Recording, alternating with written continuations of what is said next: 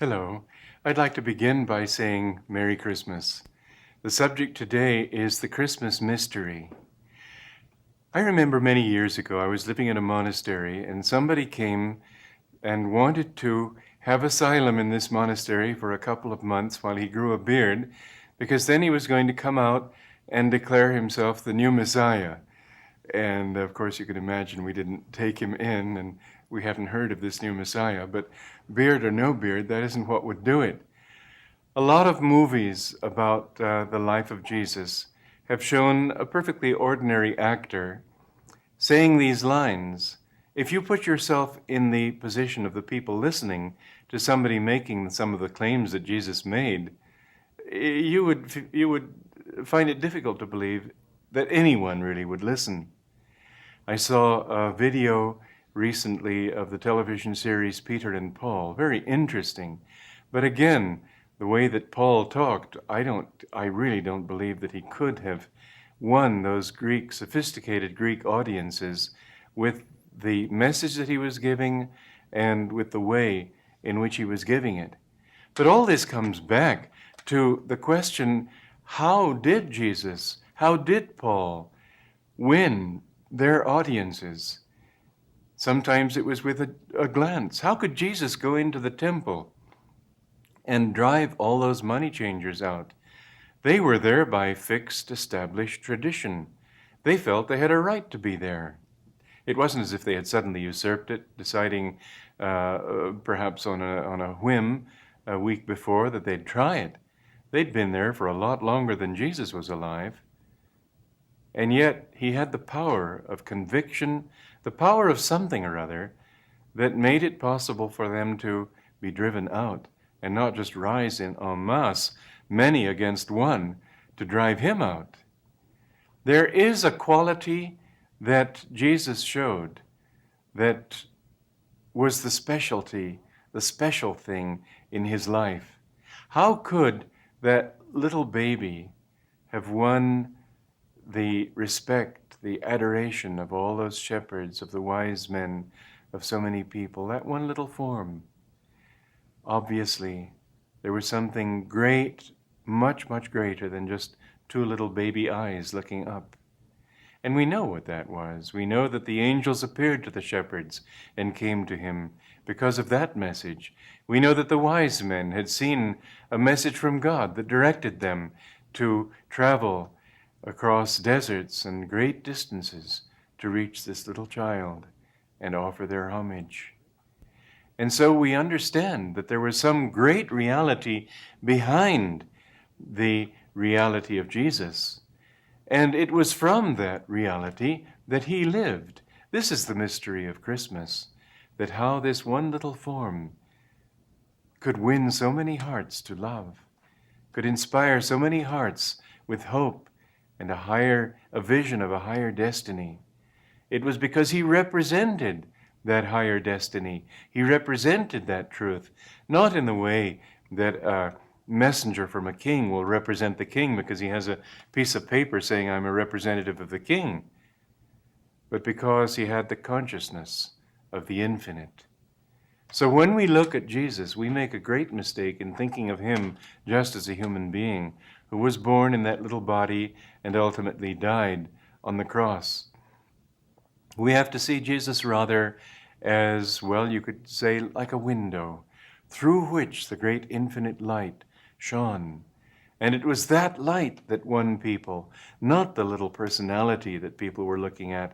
It was because he had gotten rid of that human personality and allowed his consciousness to be so centered in the divine that was the level from which he was talking. I've often felt that Christians would do well to come to the New Testament from reading something of the ancient teachings. Because they read this one man claiming to be the Son of God, because they read this one man saying, I am the way, the truth, and the life. No man cometh unto the Father except by me, and so on and so on. These phrases that the Christian fundamentalists particularly love to continually repeat they would come to see that he was saying something very different from that little man, I. When he said I, he was referring to that infinite light shining through him. And he had become so identified with that light that that's who he thought of when he said I. This is our true self. This is what we really are. We all have that light. Jesus didn't come to say, look how great I am. You can't hope to be like me. He came to show us what we can be like. It would have been a pointless message had he come only to talk about himself in that way, like bragging. But if you read some of the other writings of great teachers in other religions, you will see that they too use this pronoun I, meaning it in a very different sense from I, Gautama, I, Jesus, I, Yadava, the Krishna. And it's interesting that Krishna also is very close to the word Christ. And both are not names. They're really words for an infinite consciousness, the Christ. Christ means the anointed by the infinite. Jesus was Jesus the Christ. We shorten it by saying Jesus Christ, then we end up thinking that's his name. But it's not so. He was the Christ because he had become one with that. And you will see in the ancient Indian teachings again and again statements, I am the sustainer of the universe. Within me all things are. I am as ancient as the mountains, and much more ancient. And statements that come again and again, not only in India, but in all the ancient mystical traditions, you find this pronoun I used in that way. Jesus too used it in that way when he said, before Abraham was, I am. I am means he saw the reality that he lived in was as much now, thousands of years ago, hundreds of years ago, as it was right then. Time for him didn't even exist. It was all the eternal now. Space didn't exist. It was all the eternal present. He was a child of God, consciously, who had come to help us to know, too, how we can become the sons of God. And in fact, that's what it says in the Bible. To all those who received him, to them gave he power to become the sons of God. And Christians think that on the one hand they're being humble by saying, oh, I'm much less. And on the other hand that they're showing devotion and faith in Jesus by saying he's everything. And on both ends they cut short the truth that would make them true Christians. Because I dare say that out of thousands of Christians there may be one. Out of thousands of Buddhists there may be one true Buddhist.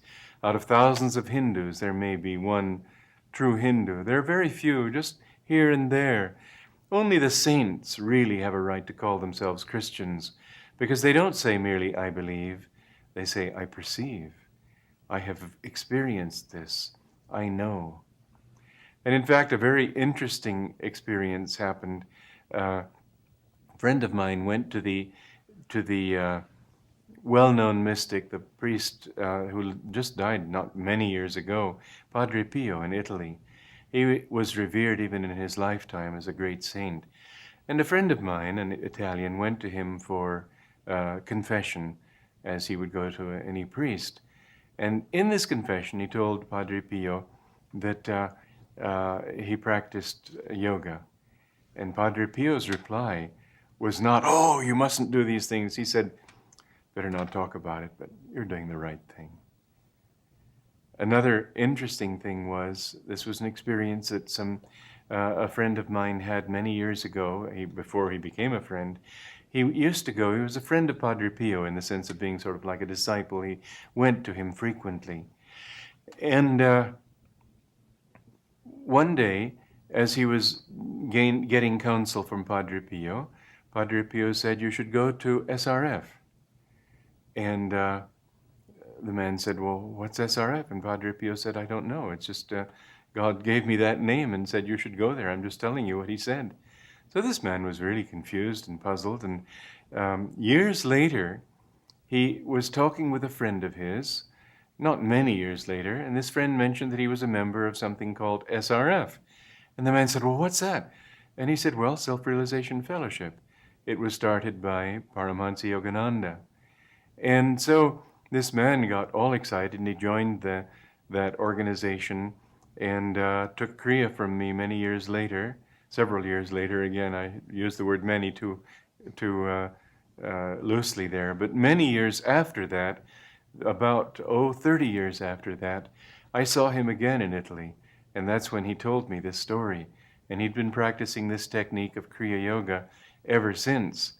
Well, I'm not associated now with Self-Realization Fellowship, but I'm still a disciple of Paramhansa Yogananda, and I have seen that that light that he brought had to be the light of the infinite. It was the light of truth. He never talked from a sense of self. He never talked in terms of I in a human way, except loosely, but when he spoke deeply, it was always with that sense of the infinite. One person said to him once, sort of a surprising encounter, he said, when I look at you, I only see God there. And you'd think that Yogananda, who was extremely humble, would say, oh no. But instead he said, then behave accordingly. Because that was the consciousness he lived in. He didn't take praise or blame to himself. That was the truth. And what we should see then when we look at the life of Jesus, or when we look at the life of any great saint or master, is we should look at God. We should try to see them as windows to the divine. Jesus didn't, love isn't wonderful because Jesus loved. Jesus was wonderful because he loved. Love is the principle. Jesus is the example of that principle. No example, no thing can define in completeness, in totality, the principle that it represents. It's the infinite love that's the truth of Christianity. It's the infinite joy and compassion of God. And we do our own religion and our own Savior a disservice when we bring him down to such a low level as to think that the infinite could have just a little human being as a son. Jesus' consciousness was infinite. That's how he was able to know things at a distance, how he was able to say that this would happen and it happened, how he was able to know that Lazarus was not dead, even though he'd already been put in his tomb. And the centurion's daughter, the same thing. All these stories that we read about show a consciousness that was much greater than just that little human body. Now, the ultimate mystery of Christmas is not the reality of Jesus, is not the fact that he was that. The ultimate reality is what it does for us. Because if it's just something that happened to him, well, that's just gossip. That's just, it's a totally vicarious truth for us. But if we can make it real, if we can make this Christmas something so truly Christmas that his consciousness is born in us, then Christmas will have a true meaning. At our community at Ananda, we always meditate all day on, usually it's the 23rd, but a day close to the 25th, where we feel this is the spiritual Christmas. This we dedicate to Christ and God. In this day we try to commune with Jesus and with the Christ consciousness. And on this day we ask that that consciousness be born also in us. That's what Christmas is all about. Certainly not getting drunk. And even giving presents is nice only up to a certain point, but it's nice primarily as a symbol of God's love for mankind and God giving the grace to man ultimately to be saved. So if you want to live this Christmas well, then resolve, it's close to New Year's now, make your New Year's resolution and make it begin even now at Christmas time, your new resolution to be to live more in God in the next year. In fact, in this country we love to experiment, don't we?